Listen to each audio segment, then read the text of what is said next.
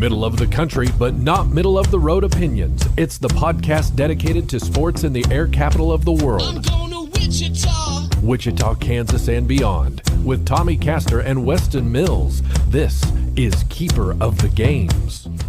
Hey, what's up, everybody? Welcome into Keeper of the Games. We are the podcast that focuses on sports and sports topics applicable to the sports fan in Wichita, Kansas, the air capital, and beyond. I'm your host, Tommy Castor, along with Weston Mills, and we're excited to be back for another episode. It's going to be our last episode in the month of June before we get into July and the 4th of July, Independence Day, that big holiday weekend next weekend for sure. So we've got a lot of sports topics to get into today. Before we get into that, Weston, how are things going, man? Going pretty well. I want to make a correction before the show starts on something I haven't even said on air yet. I told you before the show this was our Jordan episode, number 23. I double-checked. It's only 22. So we got the Jordan episode. Yeah, Jordan episode has to be coming up next week. But other than that, doing good, man. Do you have a Jordan jersey? Can you wear it next week for the show? You know, I don't have a Jordan jersey, which, growing up as a kid in the 90s, you'd think that I would. But I'll tell you what, growing up, I was Jordan when I was real young. Because, again, Tommy, I'm younger than you. And then really in my in my late childhood or like young preteens, I was the biggest Shaq fan. Loved Shaq and the Lakers. There you go. All right. Well, before we get started, I want to remind you to hit subscribe. That way, anytime we have a brand new episode of Keeper of the Games, you'll get a notification, and you can find us anywhere you listen to your favorite podcasts on iTunes, Google Podcasts, Spotify, iHeartRadio, TuneIn Radio, Stitcher, Pocket Cast, many others out there.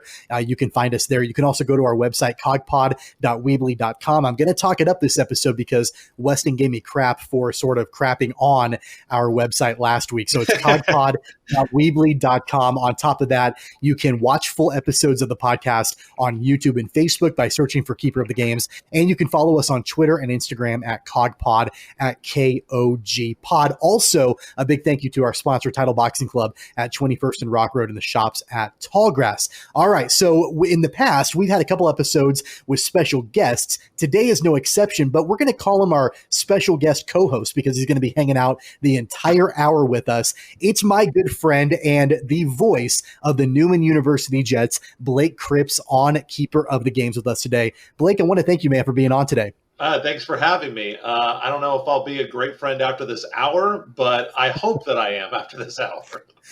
Blake and I worked together for a couple of years just recently at some local radio stations in Wichita. And, he and I had some spirited debates just in our office. Like, we weren't even on the air. We weren't even doing a show. But I guarantee you that if we had been mic'd up, that would have been some absolutely high quality radio, don't you think?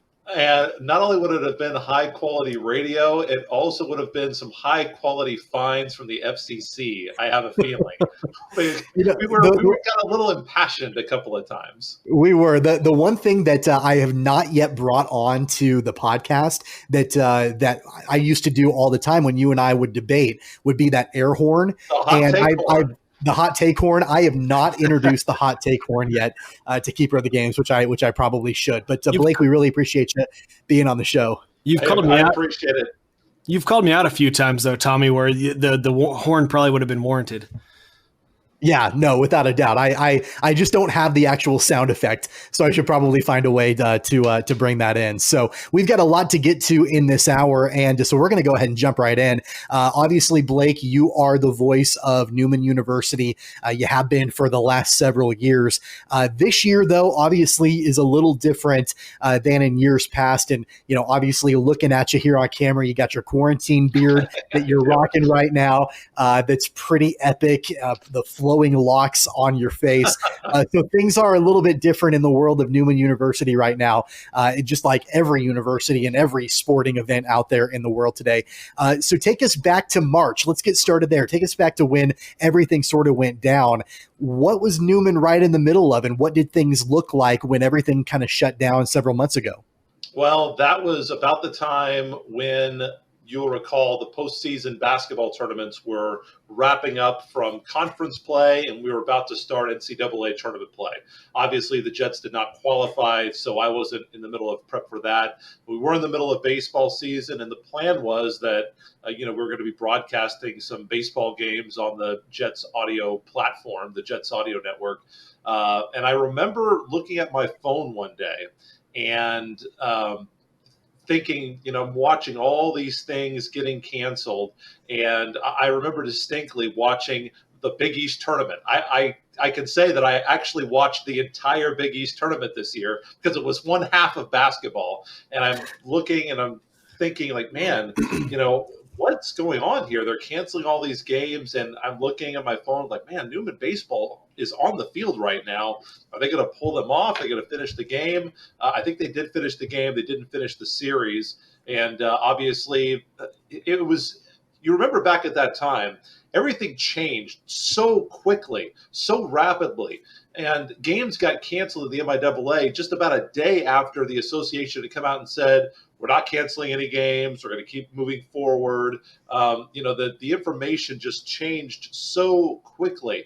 Obviously, as you guys know, baseball, softball, all got canceled. All the events, all of the subsequent national championships also got canceled. The Jets actually, if you want to know the truth of it, probably the winter sports were the most affected. Even though basketball did not make it to the postseason, didn't make it to MIAA Madness, the Jets did have two wrestlers that had made the national tournament.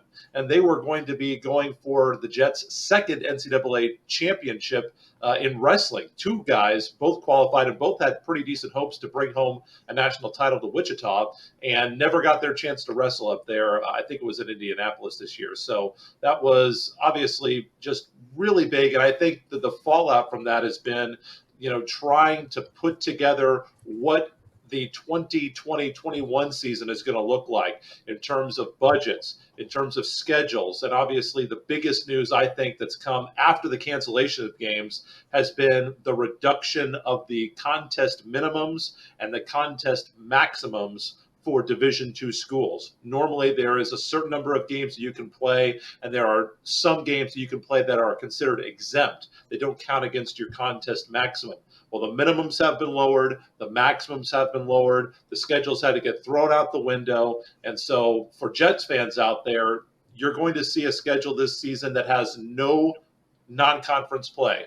22 MIAA games for the Jets, and that's it for basketball. Volleyball does not have their schedule out quite yet, but everything's getting reduced, looking to reduce travel. Obviously a huge adjustment for the Jets, and it's going to be really difficult, I think, for basketball teams all across the MIAA.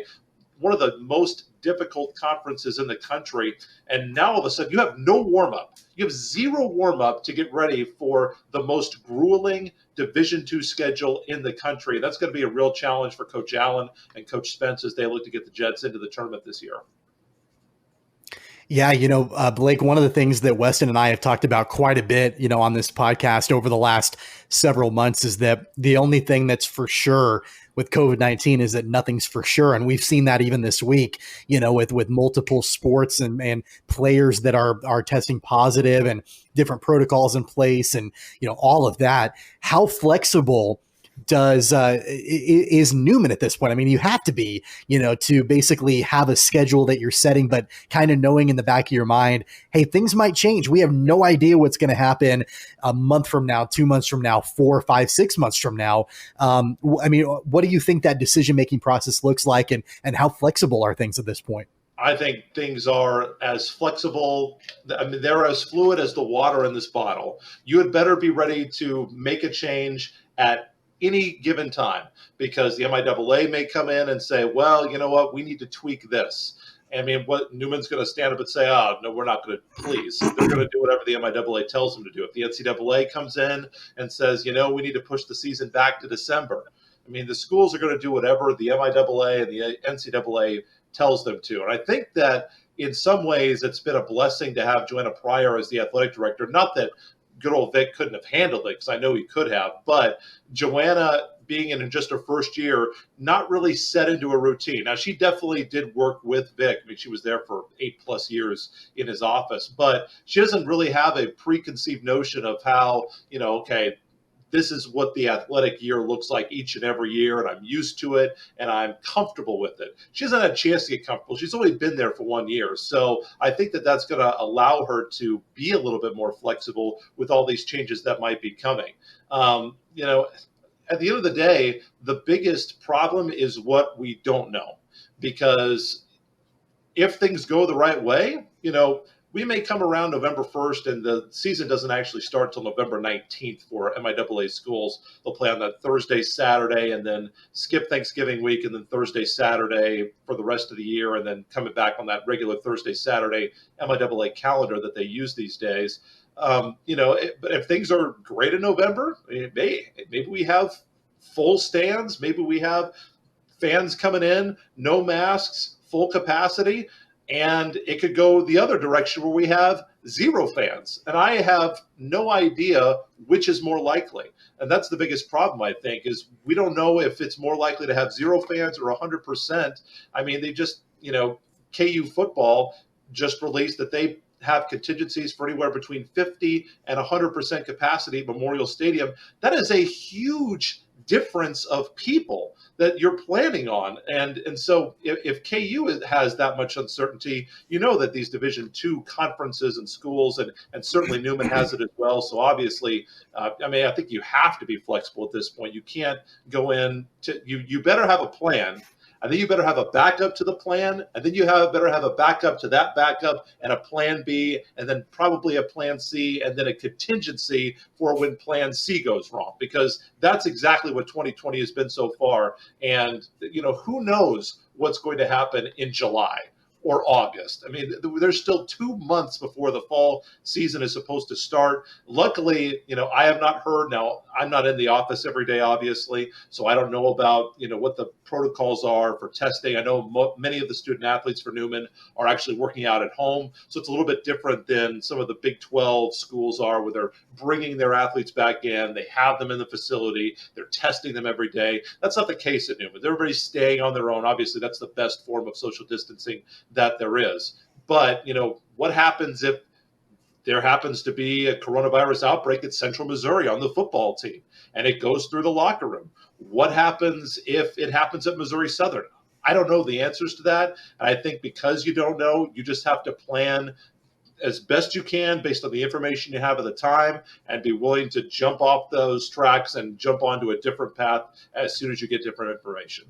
I think that's a good point as you kind of bring up some of the other schools in your conference, and then like even the comparison with like what KU has in plans, because everybody keeps talking right now about okay, SEC schools, there's positive tests at K-State, and what all these folks, okay, what's going to be the plan when there's a few kids? And with these schools that have these enormous budgets, well, that's just the tip of the iceberg with NCAA sports. I mean, and you can even from there really even just, kind of factor out, okay, you got your Power 5 conferences. All those schools probably have the budget to really, really get in there, handle this, keep kids separate, or have some sort of plan in place to actually help manage it. But when you kind of whittle your way down to even some of the smaller Division I, or you get into Division II, I mean, Tommy and I went, NAIA. I think you're really looking at a real chance that, seasons get shut down solely because there just isn't budget, there's just not money in the budget to be able to fix and correct some of the situations that may arise. And I think it's really interesting to look at, what's going to happen this upcoming season without just looking at the Division I, the big schools that have the money that, obviously SEC football is going to get played this year. How they do it, that's the question, but there's way too much money to be had for them not to play. So I think I hate to use the word, it's fun to analyze, which it's a sad situation, but it's a more interesting, I guess, analysis of what's going to happen with some of these smaller schools in D2 and NAIA. Well, and the other thing you have to realize, and some people have said this, you can't possibly put these student athletes out for fear of their safety. I totally get that. I mean, let's remember that, I think that there has been a devaluing of the benefit of a college education because a lot of people want to see these athletes getting paid, and they act like the books, tuition is meaningless and is worthless. And I think that that's totally wrong. They're getting a benefit. Now, that doesn't mean that they shouldn't be getting some of the billions of dollars that they are generating every year. But if you are a fan of sports that don't necessarily make a lot of money, if you like sports like cross country, if you like sports like golf, volleyball at pretty much every school except for Nebraska and maybe Penn State in the country, if you like, all the non-revenue sports, football is what funds those. Obviously, that's not the case at Newman, but, you can imagine what the budget would look like if Newman was not able to welcome in any basketball fans to Fugate Gymnasium this year. It's a really bad situation to be in, and not something that any athletic department really has a contingency for. I remember hearing on the radio when they were talking, Weston, like you were mentioning about, the fact that SEC football is going to get played just because of the amount of money. College football in general, especially at the D1 level, is going to get played. And I would think probably at the D2 level too. I mean, you guys from being around here know how big Division II football is in the MIAA. And even, you guys were talking about NAIA football. I can't imagine the Great Plains Athletic Conference not playing football this year. Those huge NAIA schools in Nebraska and Iowa and South Dakota, and how much of their total athletic budget is dependent upon football, especially at this level, because, those guys, as long as they get something on the field, they're going to get something from ESPN, from Fox, from CBS, from all those people that are covering the games. MIAA doesn't have a national television contract. God bless Dr. Scott Crawford, and I know that he would like to have one, and he's got an ESPN3 deal. They've only got one ESPN3 game a week on the KCAC, okay? Yeah. And I'm betting that that's not a six-figure contract. I don't know for sure. That's just my guess. They need fans in order to help support the other student athletes, that help bring up the entire well-rounded college experience that you expect from a high-level NAIA or NCAA Division II program.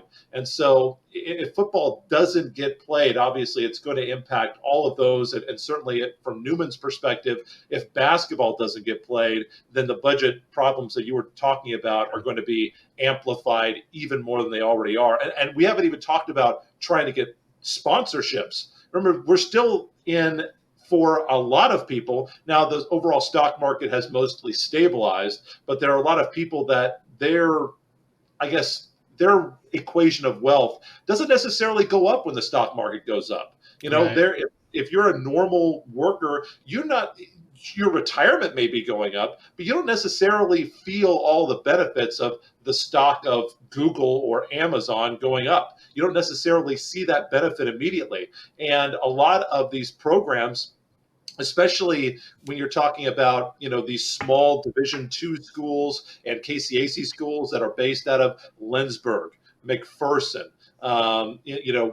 Central Missouri is in Warrensburg, Northwest Missouri in Marysville. These are small communities. Newman is a little bit of an outlier in Wichita, but there's still a lot of, Newman gets a lot of support from locally owned small businesses. And that's where the boosters come from, in these small communities plus Wichita. If they are not doing well with this economy, that can be a really big hit to the budget. So I imagine that all of these people who are trying to raise money, even for people at Wichita State, KU, and Kansas State, I have to imagine, trying to get money out of people when you can't tell someone, you can't go to a Tommy Castor and say, this is how many football games we're going to play this year. Will you still give us money? You can't say that. We don't know how many football games you're going to play this year. And I have to say that they're not asking me anything, because I've got like $20 to my name, so they're not knocking on my door. I do have to say though, I mean that's an area that we've not really discussed much on this podcast. I mean, we've obviously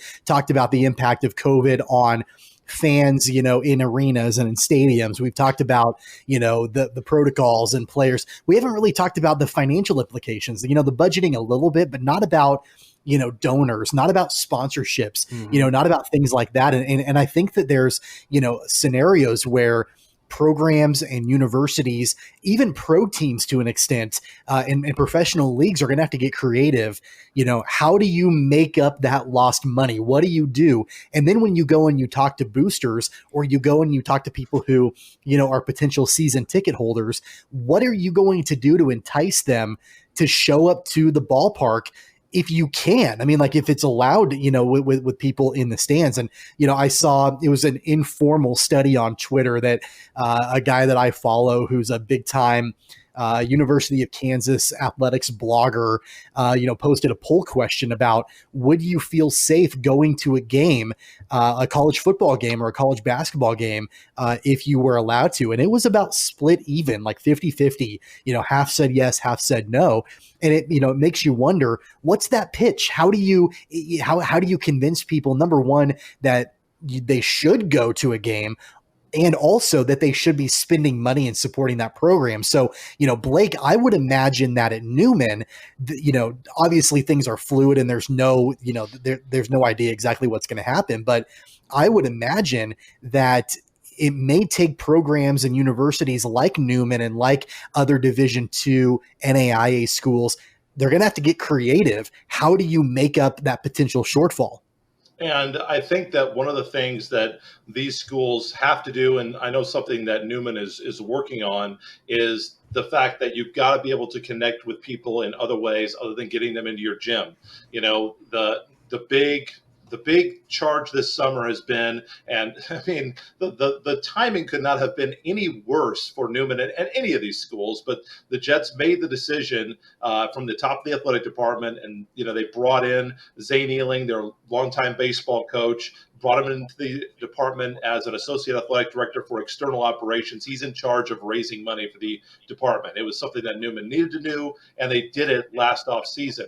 And one thing that they really wanted to do this season was to really pump up the Jet Open, make the Jet Open the biggest that it's ever been.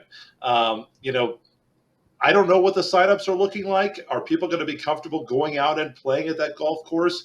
Previously we've had, you were there for one of those Jet Open banquets. There's a lot of people in those rooms. It's pretty crowded. When they've had it at the Dugan Gorgeous Conference Center back when it used to be on campus, it was really crowded in there. Are people going to be okay going out and playing golf? I hope so. The golf courses are open. You golf way more than I do. I'm not a golfer. I think people are still going out to golf. And obviously, if you don't have those people going out, getting the visibility at the golf course, what does that look like for a potential booster or an advertiser or a business? Luckily, there have been a lot of new businesses this year that have come on board, a lot of small businesses, a lot of the longtime sponsors of Newman that have re-upped for the Jets. And one thing that Newman's been doing this year is kind of making it a one-size-fits-all package, so that if you sponsor the Jet Open, you're going to get advertising on the Newman Jets audio network. You're going to get signage in the gym, which is not something they've ever done before. So I think in terms of trying to be creative, I think that's something that all of the athletic departments, whether it's University of Kansas or USD 259 with the signage they have in the City League gyms, you're going to have to get creative, and you're going to have to give your advertisers maybe more than you would want to, because the signage in the gym, in every single gym, and I've been in all of them, when I used to cover high school basketball, there's a sign up there from Wichita State, and it says, Falcons make great shockers, or Crusaders make great shockers. It's in all the gyms. Wichita State's not really getting the full bang for their buck if there's nobody there to watch that game. So I think creativity and just being able to connect, and obviously, trying to play toward, I guess, the charitable side of people for all of these departments is going to be something that's just the way it's going to have to be done this year. You're going to try to get people to give because they like the school, because they support the coaches, because they support the players, maybe not necessarily because they want to see a return in their ad dollars. Blake, I will mention, as you talked about Newman Golf, my one connection to the Newman Jet program is my brother-in-law golfed. I think he would have been graduated last year, maybe the year before, and was a golfer at Newman. Caleb Haight, give him a quick shout out. If he says he listens to the podcast, so we'll see if he actually does now that I gave him a shout out on air. He would have been the last class of old Coach Nody, who just retired this last season. Yeah. So Taryn Torgerson is now the director of golf. She is a former Wichita State University golfer and now is the director of golf for both the men and the women. If you want more information about the Jet Open, by the way, you can go to newmanjets.com/Jet Open if you want to be a sponsor or if you just want to play golf. I mean, I know that every little thing helps, even if it's just going out, buying a round of golf and bringing a foursome. You know, that's all you need to do. It's newmanjets.com/Jet Open. But yeah, Tommy, I have to imagine.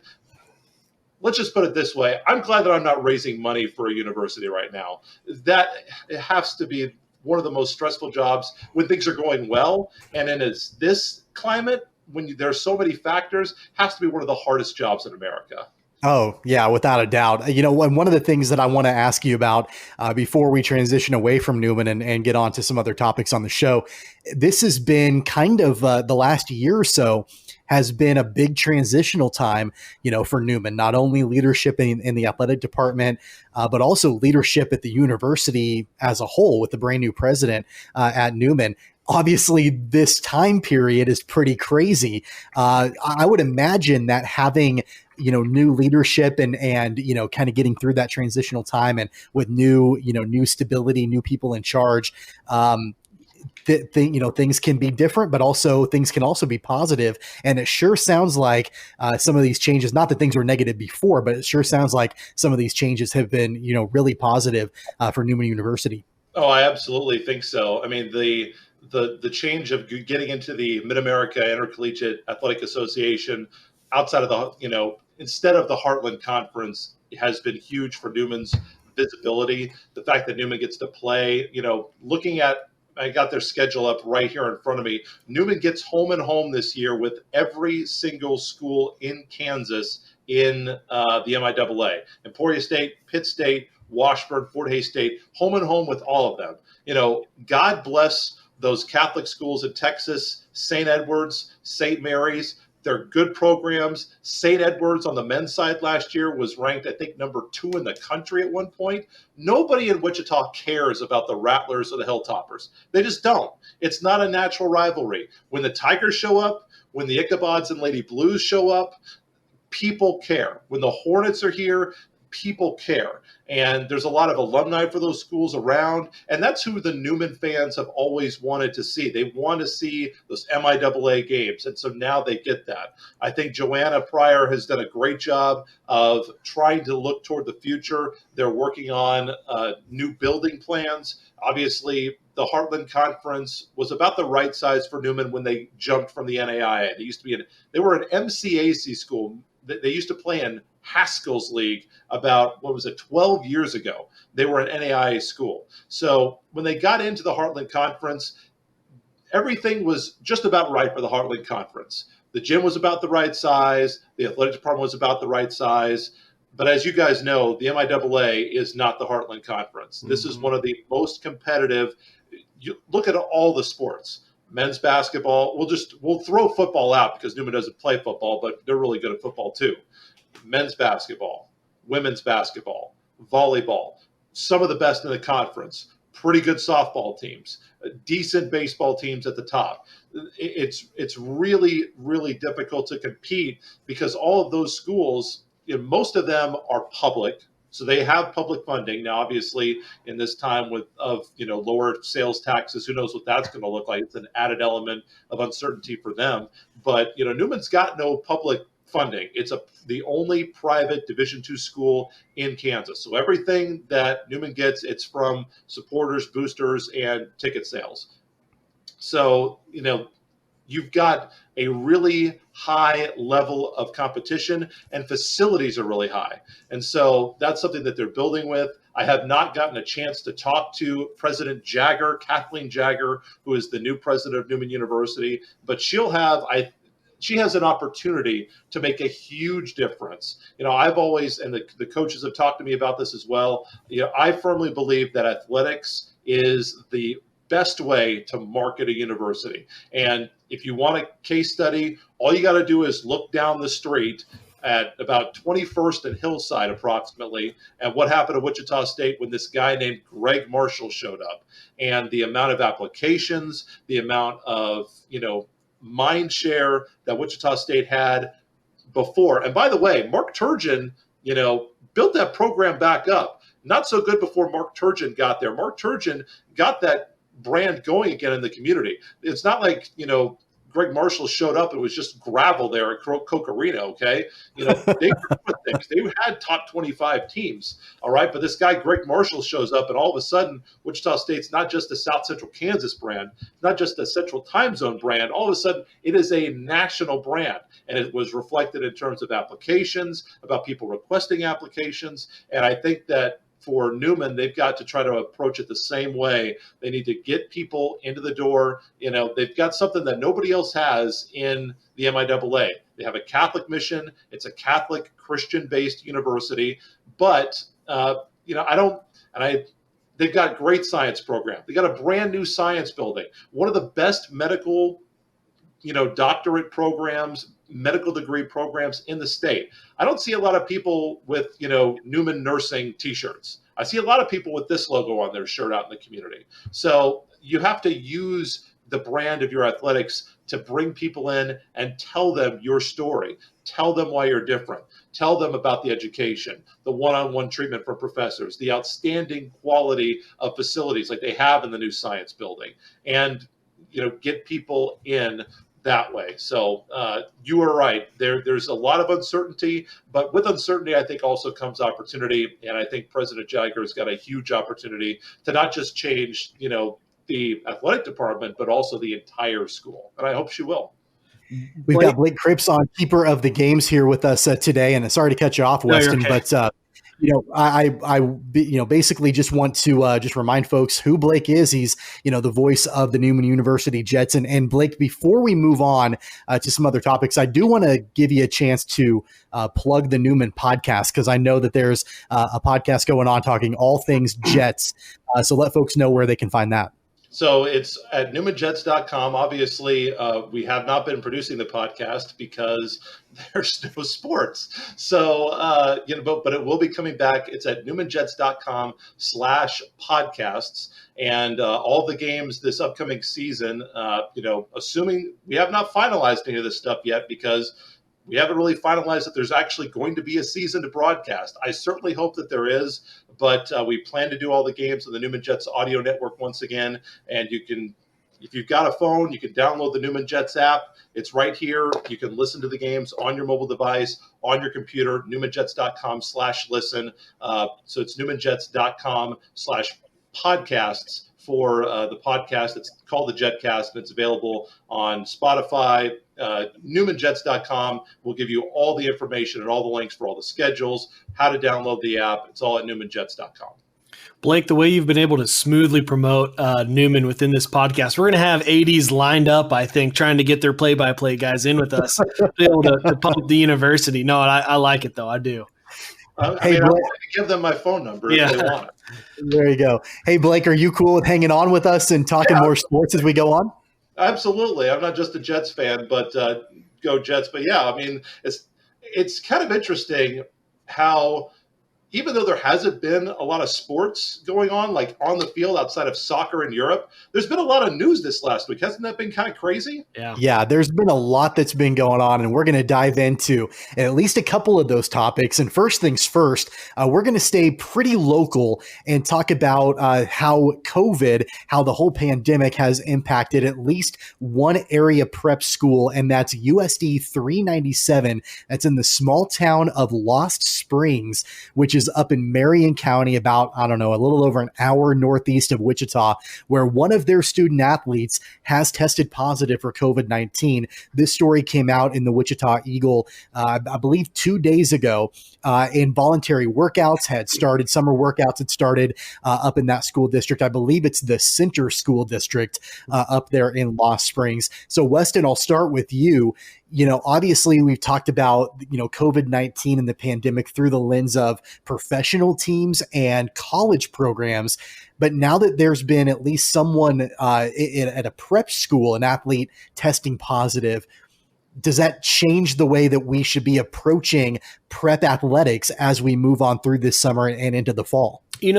Obviously prep athletics are going to have a lot of the same issues that college do, but then you kind of even tear down from there because, it sounds like, and it didn't give me a definitive answer from the news story, but it looks like they were just taking temperatures. This kid was running a temperature and that's how they found it. I cannot imagine that many, if any, high schools have adequate testing at all. And that's just testing. So that's having anywhere from 15 to 18-year-old kid come to you and say, hey, I think I need to be tested for COVID. I mean, that's not going to happen. And then from there, there's not going to be any type of antibody testing when someone does test positive to see, all the other teammates. You'd think there's got to be some sort of level of, if one person on the team tests positive, unless they've got the means and ability to adequately test everybody, you may look at having to shut a team down for two weeks, I suppose. I mean, I don't know how they're going to go about that. And then I think the other for sure aspect that high school is going to deal with that the college level is you've got parents to deal with. In college, you got 18-year-old kids, they can make their own decisions. I mean, yeah, maybe you've got some schools that mom and dad, chirps a little bit here and there, but ultimately that doesn't matter. The prep level, that's a whole different ball game. Now, when you got parents saying, I'm not letting my kid play, or on the flip side, you've got parents who are complaining saying, oh, I don't care if, so-and-so on the team, my kid can play. I mean, it's just going to be a whole world of hurt. And I think of all these things, I think high school has a very uphill battle to figure this all out. And, Blake, I want to get your thoughts on this too. My opinion is I kind of side with Weston somewhat where, we were talking just a little bit ago about how the smaller college programs, they don't necessarily have the budget or the resources or the personnel to be able to have these big time complex protocols that the huge D1 schools and the professional leagues all have. And obviously, in the case of a prep athlete, especially in a small town contracting COVID, you're talking about a minor who's playing a voluntary sport that really in the whole scheme of things does, and I don't know what kind of athlete this person was, if they were a football player, if they were a volleyball player, I'm not exactly sure what they did, what sport they played, but it's completely voluntary and probably completely unnecessary. The stakes are not nearly as high, especially in that sort of small town. So I even think just having one case in a small town and it's a student athlete at a high school is really, really concerning to me. I want to get your thoughts on that too. Well, in the article, they actually said that not only did they place the student in quarantine for 14 days, they quarantined all of their teammates. Did they identify? Football. I don't know if they identified football. Pretty sure it's football. I know that Center is 8-man Division II, Class 1A basketball. So you're looking at a roster size. If I go back to my Nebraska days where I actually covered 8-man football, probably like 16 on the roster. There were some schools that I covered that had only 10. So it's not like, you're shutting down a school the size of Wichita East or Bishop Carroll, and putting 100 guys into quarantine. But, it is a difficult situation. I think the most difficult part is the lack of support staff. USD 259 here in Wichita, they can get cleaner enough for everybody, I think. I think that Carroll and Capon, they can get enough sanitizer and gloves and those things to clean stuff out. But the problem is you have to have people in order to do that. At KU, they've got, at all these big schools, they've got people that are only in charge of cleaning the equipment after the game. Then they got somebody else in charge of taking care of the athletes, taking care of the stadium. You don't have that at these schools, and you certainly don't have it at the 8-man Division II level. So I think the lack of support staff is the number one challenge. And what do? You mentioned that, yes, it's not something that has to happen in terms of the entire context of athletics. If center doesn't play their high school football season this year, the world is going to go on. And I get that, but you might get a different answer if you ask one of those kids at center that doesn't get to play their senior season or doesn't get to play their last 2 basketball postseasons. Because, in Kansas, it's not like you could just redshirt and come back. This is it. You got 4 years of eligibility. You got 4 years to play it in. You don't get a second chance. So to those kids, it's a big deal. It's a big deal if they don't get to play, and I totally understand if they want to play at all costs. And, how do you get parents to go on board with that? That's a tough conversation. And I just go back to what we talked about, as recently as 15 minutes ago about, I know Weston, you had said the SEC is going to play football this year. They're going to find a way to make it happen. There's too much money to be had for them to not have some kind of season. When you go on the completely opposite direction, when you're looking at an 8-man class, 1A football team in rural Kansas, and I know it's important to those kids. I'm sure it's important to the town. But really, in the whole scheme of things, it's really not that important overall, especially if there's a risk. And I know that we're in the month of June right now. The season doesn't get started until, after Labor Day, probably, so there's some time. But at least in my mind, and, I don't know, Weston, if I think you and I might be sort of on the same page with this, it just doesn't seem to be totally worth it. Now, I want to get your thoughts, Weston, because you did play prep football and, Blake and I did not. So, in the locker room, I mean, if you were in Lost Springs, are you saying we're going to play at all costs, or is there a part of you that's saying it might be better to shut it down? I can promise you that at anywhere between, I guess I started playing at 12 and ended playing football at 22. Any one of those years, I would have wanted to play, no questions asked. And I say that from the lens more of, at that age, kind of ignorance is bliss. I don't know that I would have even comprehended the gratitude of what's going on. And football was my world, and football would have been, it's going to be the world for a lot of those kids playing. But one thing that I think could be interesting here, and I do want to make a quick correction. I skimmed through that article. It actually doesn't say football. The picture they tweeted with the article was football players doing summer workouts, which so they got me there. I don't know if that's a subtle hint or not. But the other thing, and Blake, you kind of were touching on that with the rural communities, it's going to be a little bit different than the Wichita City League that may have, the funds or some of the bigger high schools to kind of come in and handle it. I actually think it's flipped. I actually think the rural communities are going to be set up a whole lot better, not so much to handle it, but to continue on with the season, because the numbers of cases in those communities are so small. I think it is going to be dang near impossible to keep kids in the Wichita area from someone on the team continuously testing positive. Whereas a rural community, like, I went to Andale High School. So I think out there where the numbers are pretty low, you get one kid test. Yeah, that may have a very major effect for 14 days or whatever you kind of decide the protocol is, because they just don't have the funding or manpower to really go in and clean up or test people. But after that, I think those kids are going to have just a lot less exposure. And I think of somewhere like Center, like where this story is kind of breaking from, like how many positive tests can you really be having out there?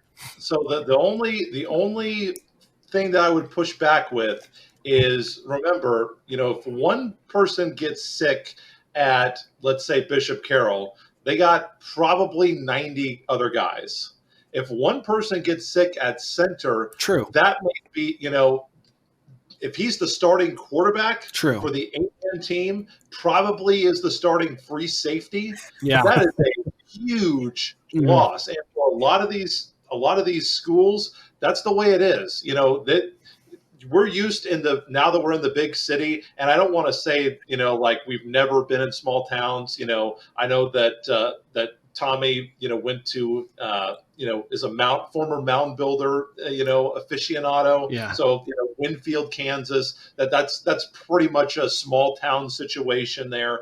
But, there are a lot of these small schools. I spent my first 4 years of my career were in Fairbury, Nebraska, population, 4,200 on a good day, probably 3,000 on Monday through Friday, 4,200 on Easter. And, a lot of the towns that I broadcast football games in, under 100 people. And when it was Friday, just plan on not going to the grocery store on Friday if you live in that town. Oh, because sure. They're all going to the football game. Sure. And if you I agree with you from the fact that there's just not going to be as many people for it to spread to on a small team. Like you said, if it's in a town of 100 people, not that many people can get sick. There's only 100 people there. But if one person does get sick, that could be a significant portion of your roster, and that could be a really difficult, even impossible. I mean, what if your quarterback gets sick? That might be the only good quarterback you have in the entire county. You don't know. So I think on that end, that's the only pushback that I would give. That person is probably not only the starting quarterback and the starting free safety, he's probably also the starting shooting guard on the basketball team. He's probably the starting third baseman on the baseball team. He probably runs track. I mean, he does everything, right? So yeah, I definitely think that there could certainly be some major issues with that for sure. Let's move on and talk Major League Baseball. So we're going now back to the other extreme. We talked about small town, rural prep high school, and now we're talking about Major League Baseball. Weston and I have talked at length on this podcast about the saga of Major League Baseball. Will they have a season? Won't they have a season? Will the ownership and the union come to an agreement? It's been back and forth. And what's crazy, Weston, is that last week on this show, we reported that they were nearing a deal and it was going to be so close. And they didn't actually finalize one until Monday. But it looks like we're good to go. It looks like as of right now, there's going to be a 60-game season as mandated by the commissioner of baseball. It took a long time to get to this point. It took a lot of arguing and a lot of hand-wringing. And really, I don't think, other than the fact that baseball is going to be happening, I really don't think there's anything to be happy about how this process played out. But I guess in the end, as of now, there's going to be a Major League Baseball season starting in late July. So Weston, now that that's been finalized, your thoughts on the plan that Major League Baseball has in place? Yeah, before I just jump into what's this season going to look like? The only other thing I'll add, because you and I have talked at length about this process and what it did for baseball and the owners and the players and who was right and who was wrong and how annoying the whole thing was. Something I hadn't thought about. I heard someone mention that the reason this took so long is that the owners purposely dragged it out, knowing that they wanted the short amount of games in the shortest amount of time to avoid losing money. And I guess I hadn't, maybe that's so obvious to everyone else. I just hadn't thought about, the reason this is taking so long to get to where we all thought was on purpose. But anyways, I digress. I think I love the idea of a 60-game season. I think it's going to be incredibly fun baseball. I think for people who may not typically be baseball fans, now more than ever is a time to tune in. I'm not saying that I necessarily think people will. With the 60-game season, every game matters so much more. You're going to be able to have an idea of a playoff picture really quickly. I think that normally, while baseball has been trying to make the game more fast-paced, what they've done is made the season more fast-paced, which I think creates a positive effect that they have been trying to get all these years out of just increasing the pace of the game. So I'm excited for that. I think it also gives teams like the Royals or other teams that coming into this year may not have thought they had much of a chance. I think it increases that a little bit. I mean, when there's such a smaller margin for error, and you could probably roll out 4-man rotations, so a team that's just not as deep in pitching now can go 4-man, 4 guys deep. You're going to have both leagues. You're going to have a DH, so that's going to give a lot of different guys extra at bats that you maybe haven't seen otherwise. It is going to be. I'm so excited for the season because I think it's going to be such a different experience, even though we're still playing the same old game of baseball that we've known since the 1800s.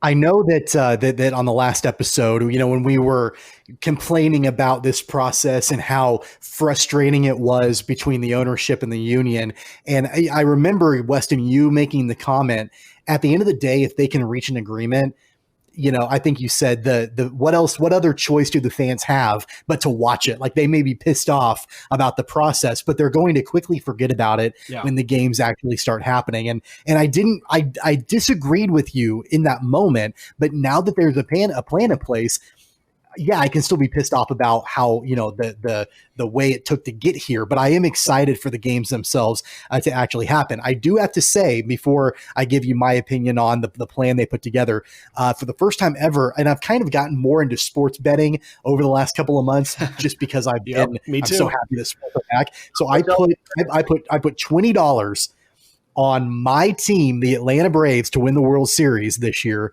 And so if they do, I think I win like $350, and then maybe we can finally, upgrade this podcast and, actually have it be, good quality. Tommy, I can't do that math. What odds did you get? I'm just curious. 15-1. Okay. 15-1 odds. Yep, 15-1. I like that. Right, yeah, I think. I agree. I think so. I'm good with that. But no, I agree with you. I mean, I think there's a lot of things that are in place that it's going to make this season really exciting. The fact that, the DH is going to be happening in both leagues. I really am intrigued by the way they put the schedule together, and the fact that, there are going to be 10 games for each team against the 4 divisional opponents, and then 20 games against the opposite league's corresponding geographical divisions. So like the NL East will play the AL East, and vice versa. Mm-hmm. So you're not going to see teams traveling cross country. I think that's pretty ingenious. I kind of like the way that they did that for sure. And then some other things, too, like the trade deadline being pushed back to the end of August.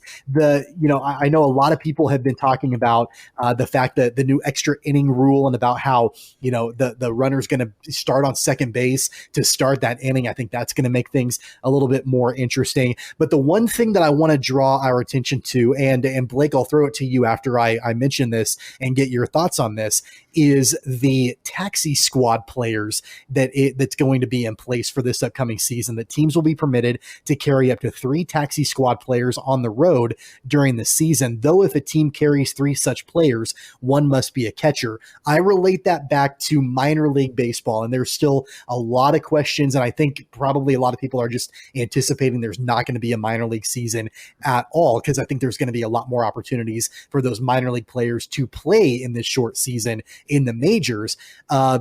What are your thoughts on that? I mean, obviously Wichita Wind Surge baseball up in the air. Who knows if that's going to happen? I would imagine with this plan, probably more than likely no minor league season, wouldn't you say?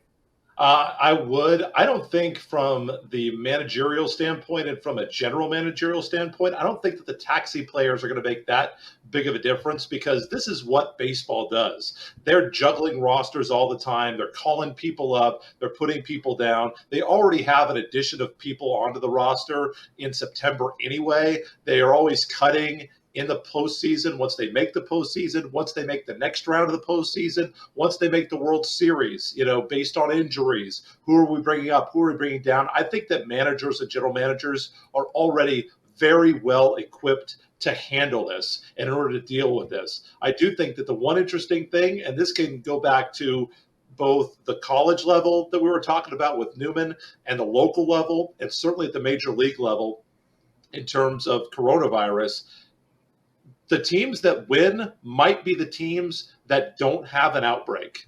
If your whole starting pitching staff gets coronavirus because they all, let's say they have a dinner out at a restaurant and they happen to all get infected, I mean, your team's screwed. You're done. What if the running back room at Kansas State all gets coronavirus? What if Northwest Missouri State, their men's basketball team, has it run through their team? So the team that doesn't have, that stays clean, and clean's probably not the right word, because, nobody's out there trying to get sick from coronavirus, but the team that can stay healthy and the programs that stay healthy may have an advantage. But I totally agree with Weston on this. This creates urgency in baseball. I mean, when's the last time that a June or July baseball game mattered?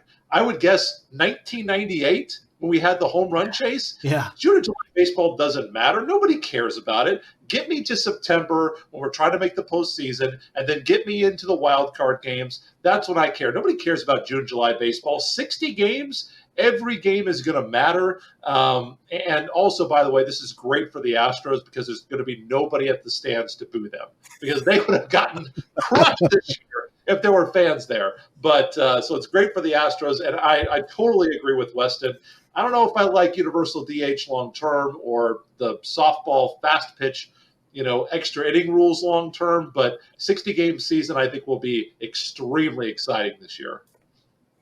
Yeah. And, you mentioned, and I don't want to get off topic here because we're talking baseball, but you mentioned what happens if the entire running back room at K-State goes down with coronavirus. We talked on the last episode about the outbreak at Kansas State, and even the athletic director, Gene Taylor, said in an interview on Monday, he said, and I quote, "I'm certainly more nervous that throughout the year we may have a loss of games. I do think we'll get games in, whether it's 12 or 9 or whatever the number is. I'm not as confident about getting all 12 in right now than I probably was a week ago." So that goes back to the whole, you got to have a plan A, a plan B, a plan C, a contingency plan, and just have, be totally flexible because who knows what's going to happen. And, even as this day has gone on, we're recording this on Wednesday evening, I was watching ESPN and there were multiple stories of players in all sorts of leagues that were, testing positive. Charlie Blackmon from the Rockies tested positive. And, there were a couple of NBA players that were tested positive today. Golfers were testing positive. His own tennis tournament tested positive. Exactly. So, I think I definitely agree with you, Blake, when you say the teams that are the most successful, maybe the ones that follow the protocols enough to the point and maybe just have dumb luck and nobody contracts the disease or it's very minimal. Those might be the teams that have the most success for sure this season. The other question that I have is, what happens if you have a situation where a whole team gets sick? Like Weston, what if the whole Royals team is sick? Do they forfeit those games? Do those games get made up? Do they just not get counted? Do they get taken off the schedule? If you're the commissioner of baseball, what do you do if a team just happens to lose all of their players? If the Royals lose all their pitchers, is that just a no contest? I'm wondering, and my guess would be, I think every avenue would be taken to play that game. And I haven't seen far enough into, so I saw that, it's your traditional 10-day IL is what would be where you'd go on for COVID. So I wonder how many people you can call up essentially. So basically your AAA guys that aren't your taxi squad, are they just supposed to be on standby? And essentially, because you would especially think, let's say the Royals are out of it, but someone's not. And you know how baseball is. I mean, even a bad team's going to, they're going to win 40, 50, 60 games in a year, whatever. You'd still want those games to be played for the teams that are competing, even if it is a bad team. So I would think Major League Baseball would rather have, hey, Royals, grab all your AAA guys. We'd rather you run that out there than just us forfeit a game and lose it. But I mean, who knows? The other thing too, and I asked this question in jest, but I'm also kind of serious, especially with the way baseball players can be mental and superstitious. You think a guy like Charlie Blackmon would try to go out and catch COVID right now? I mean, he's going to quarantine 14 days and then he's good. I mean, he's good. I obviously I say it joking, but boy, he looks like he's got an advantage now. And obviously, I mean, again, I don't want to make light for the people who are actually getting sick and it being a problem. But for a guy like Charlie Blackmon, who all signs pointing to him catching it and being fine, just needing to stay away from others, it'll be, I don't know. That's wild. I do have to say, though, that, the question of what would happen if an entire team comes down with COVID, we may be potentially seeing players that we've never heard of before, that we'll never see again. This was reported by a longtime baseball journalist, Jason Stark, yesterday. He's reporting it on Twitter. He said, Major League Baseball has been talking with the city of Nashville about having 2 teams there of unsigned players. They would serve as an emergency pool of players, and they would make $400 per week. Major League Baseball teams would have to pay a fee to Nashville to sign one of those players. So it looks like that hasn't been confirmed. Sources are saying that. Jason Stark is reporting that there could potentially be an emergency pool of players. So can you imagine if you're, let's just say, the Royals, and there's an outbreak in the clubhouse and half your team goes down, you could be signing temporarily players in Nashville to come and play for your squad for a couple of weeks. And then they go back to Nashville. You never hear of them again. I mean, this could be some completely unprecedented situations that we're seeing in Major League Baseball. Fantastic opportunity for someone who just never quite made it, or, this or that. But and I haven't seen yet, maybe Tommy, you have seen it out there, as far as how they're going to handle minor league contracts, because I would actually anticipate that with these taxi squad players or whatever they're calling them, I would actually think there'll probably be more opportunity for veteran players who have not been getting work lately than necessarily the minor league guys, because I don't think a Kansas City Royals or anybody else for that matter is going to want to call up a player and start to, accrue service time for a player who then ultimately they're going to lose control over for a short game season, for a freak thing. I would think they'd much rather have, Gil Mesh or Joe Randa come back and throw them in. I'm sorry. The first name you came up with was Gil Mesh of all people. I wanted to make a point. Okay. Yeah, you made that point. I don't know. I don't know what the situation is with that. But I agree with you. I mean, I do think that, that was one of the hangups from what I know with the debate between the union and the ownership about service time accrual and how, pay is going to work, and with minor leaguers and that sort of thing. So, it's clearly not Did we lose Tommy there? Uh-oh. Tommy did.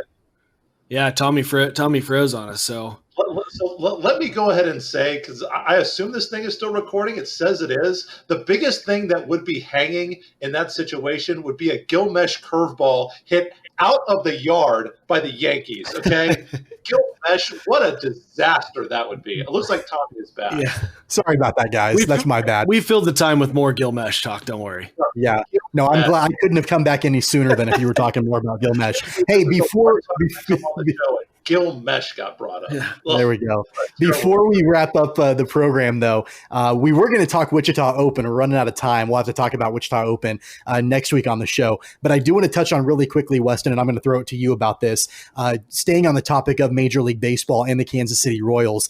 So undrafted free agents, they clearly won the sweepstakes when it came to these guys, signing them after the Major League draft. In fact, a lot of people are saying they were number 1 in Major League Baseball. So you've got more info on that. Yeah, and the reason why we want to point this out too, because I know a lot of people may be listening and thinking, okay, undrafted free agents, like why do we necessarily care about that? Well, the MLB draft was 5 rounds shorter this year. So, it's a lot of players that would be getting drafted otherwise. And if you're tagging, snagging the top talent, I mean, that's guys that it's not like you could have drafted them 1, 2, 3, 4 in the last 5 rounds of your draft, because they would have been snatched up. So, big talk. Jim Callis, who I'm not familiar with, but he's on the MLB Network. He listed the top 15 undrafted free agents, and the Royals had 5 of the 15. And I'll give you a quick rundown of what they got going on. The number 1 undrafted free agent was Cale Imhoff. He's a catcher from Arkansas Little Rock. Hit .417 last year. He missed all 2019 with Tommy John, and then hit .419. Then the number 2 undrafted free agent was Tucker Bradley, outfielder out of Georgia. He hit .397 in his last season with the Bulldogs. And then if you hop down to number 7, John McMillan, right-handed pitcher out of Texas Tech. And then the Royals also followed up with number 12 and number 13, number 12 being Chase Wallace, right-handed pitcher out of Tennessee, and 13, Sal Garza, catcher out of LSU. So real nice cleanup by the Royals. And Tommy, we had talked about, the Royals treating their minor leaguers well, how that may impact, future signings. And this may be an indication of just that. Yeah, with the way that the Royals drafted number 1 and then the way that they've signed these free agents, I mean, it is apparent that the new ownership with John Sherman and Dayton Moore, They are committed to the future of this organization. Now, will all of these undrafted free agents, or even some of the guys they may have drafted in the draft, will they become, big stars for the Royals? That never happens. You never have everybody, that, you draft or that you sign, ends up being a huge success. But I think it shows how committed they are to the future of the franchise, knowing that obviously they've been in rebuilding mode for the last couple of years, and the way that they, number one, like you mentioned, treat their minor leaguers, and just the eye that they had. I mean, the fact that they drafted, Asa Lacy, and he's a guy that could have very easily went number 1 in the draft. Right. He fell to number 4 and the Royals scooped him up. It shows how committed they are to growing this team and growing this franchise, not just in the next couple of years, but in the next 5 to 10 years for sure. That's pretty apparent to me. So it doesn't surprise me one bit that the Royals, they came in pretty much at number 1 as far as getting the bounty of all of these, undrafted free agents. I think that's great. Yeah, no, absolutely. And I am so excited to everybody's probably just tired of me fanboying Asa Lacy, but I'm so excited. And I can't remember where I saw it, so I want to tread cautiously, but someone mentioning that it could be possible to actually see Asa Lacy this year for the Royals, because they're expecting immediate impact out of him, obviously depending on where they're at, which could be they're doing good and want to bring him up to help, or they're doing poorly and they feel like they've got a few innings to see what he has at the major league level. I'd love to see him get in and throw this year. So we've always had on this show kind of an arbitrary hour-long time limit or time frame of doing the show. We're a little bit over today, and that's okay. It's not the end of the world. We're not on radio, even though my radio mind is telling us to shut it down in 60 minutes or less. We're a little bit over that, but we're not doing a Wichita whip around today. We were going to talk Wichita Open in the golf tournament. An article came out in the Wichita Business Journal recently about the progress of the Wichita Open and the great job Roy Turner is doing as far as getting sponsorships coming in. We'll talk more about that in depth on the next episode of Keeper of the Games. No Finally Funny today either, just because we're running out of time. And really, there's not a whole lot funny going on right now, I don't think, other than Gilmesh. Maybe Gilmesh could just be our finally funny for the day. I'm glad I could provide that. He is. Yeah. I can't believe that he came up on the show. That's awesome. Your random, former Royals player mention, I suppose. But we do want to thank Blake Cripps for being on the show here today. Blake, one more time before we let you go and wrap up. Obviously, you kind of talked a little bit about the podcast. Anything else for Newman you want to plug? You want to plug the Jet Open one more time? Absolutely. The Jet Open is coming up here, and by all accounts right now, it's still planned to be going on. So obviously, there could be something next week and it may not be going on. I don't know. But as of right now, you can get all the information at newmanjets.com/Jet Open, whether or not you want to be a sponsor or if you want to just have a foursome go out and play. It's back at Rolling Hills Country Club, and the kickoff party and auction is now at Fugate Gymnasium this year. It's Monday, August 3rd for the golf, Sunday, August 2nd at 5:30 for the kickoff party and auction. All the information, whether or not you want to be a sponsor, a booster, or just play, newmanjets.com/Jet Open. All right. Sounds good, Blake. We really appreciate you being on the show, and we'd love to have you come back if you're cool with that. Absolutely. Hey, just let me know. All right. Sounds good. It's Blake Cripps. He is the voice of the Newman University Jets here on Keeper of the Games. Want to remind you to hit subscribe. That way, anytime we have a brand new episode of Keeper of the Games, you'll get a notification. Of course, you can find us wherever you listen to your favorite podcasts, including listening to the Jetcast. You can find us on all those major platforms like iTunes, Spotify, Google Podcasts, iHeartRadio, TuneIn Radio, Stitcher, Pocket Cast, and many others out there as well. You can go to our website, cogpod.weebly.com, and get more info about the show. You can watch videos there, that sort of thing. And you can also watch our video, if you so care to do so, on YouTube and Facebook just by searching for Keeper of the Games. And you can follow us on Twitter and Instagram at CogPod. You can also follow us individually. Weston, what's your Twitter handle? Before I plug my Twitter handle, I want to thank all the listeners for listening to my voice sandwiched in between these two fantastic radio play-by-play voices we have. But you can follow me on Twitter at WMills94. Yeah, you blend in pretty nicely there, Weston. So I know you're an attorney, but I keep trying to tell you, you're a media member now, even though you try to fight two things from me. You try to fight how old you are, and you try to fight the fact that you're now in the media. Guilty as charged. Yeah, there you go. You can follow me anytime at Tweets from Tommy as well. So until next time, for Blake Cripps and Weston Mills, I'm Tommy Castor. You've been checking out Keeper of the Games. Take care, guys. You've been listening to Keeper of the Games with Tommy Castor and Weston Mills. Don't forget to subscribe, download, and listen on all major podcast platforms like iTunes, Google Play, Spotify, Stitcher, and more. Find the podcast and videos on Facebook and YouTube at Keeper of the Games, and follow the podcast on Twitter and Instagram at COGPod. That's KOG Pod.